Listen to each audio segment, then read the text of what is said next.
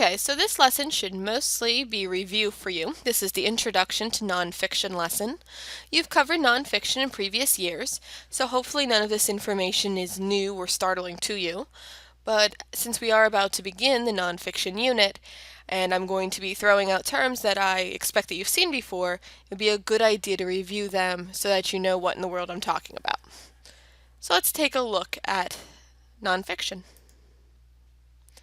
Let's first start by discussing the common forms of nonfiction. First, we have letters and journals.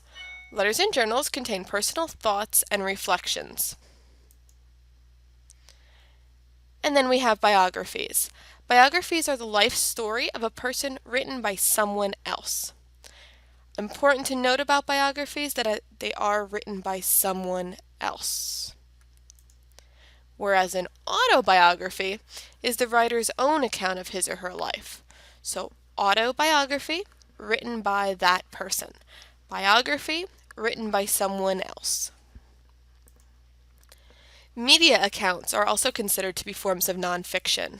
Articles for newspapers, magazines, television, radio. Essays and articles, so short nonfiction works about a particular subject.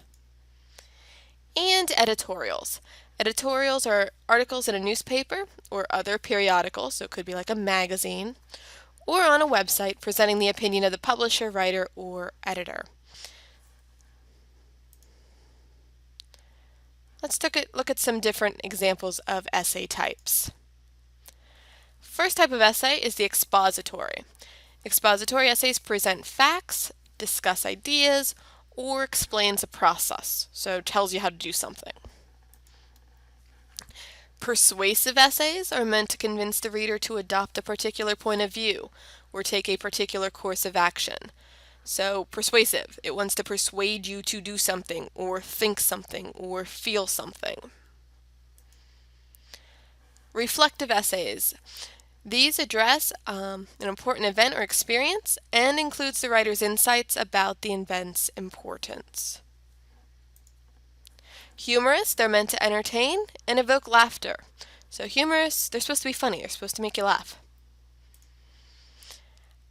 A narrative is about real-life experiences, and a narrative generally comes across as a story, but it's a real-life story.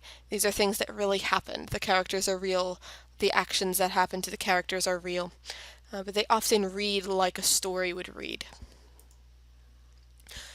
Descriptive essays appeal to the five senses. So in these essays you're going to get a lot of descriptions that appeal to your sense of sight, for instance, or smell, taste, touch, feel. Lots of good adjectives in descriptive essays. And then there are analytical. Analytical essays break large ideas into parts to help the reader see how they work together as a whole.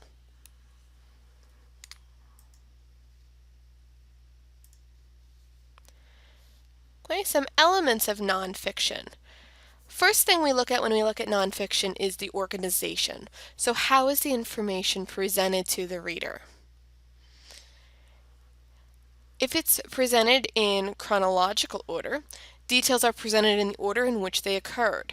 This might be first to last, or it could work backwards and go last to first. There's comparison and contrast organization.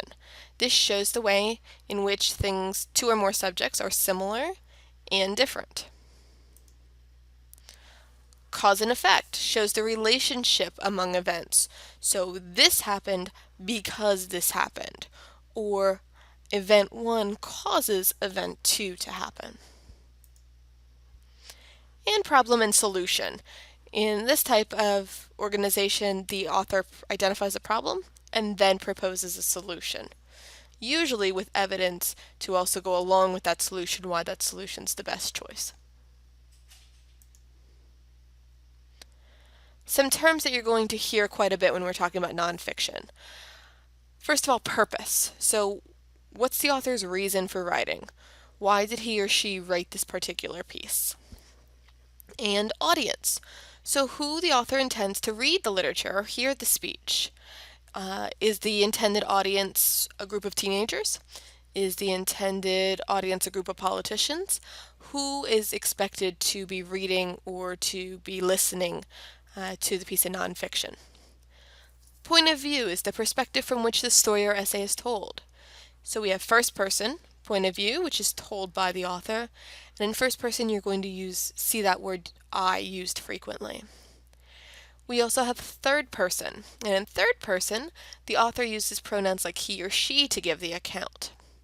Sometimes we can limit third person to third person limited, which means we only get one point of view, so we can see the viewpoint from one individual, perhaps.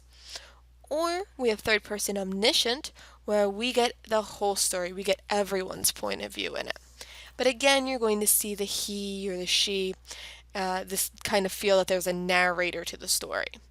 First person again is someone in the story telling it. They use the word I.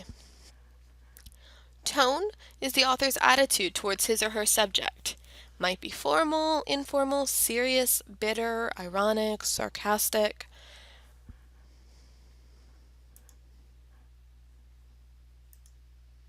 Okay. Also here, you're going to hear me reference inferences. Inferences are logical conclusions about the information that is not directly stated. And usually in order to make an inference, we need two things.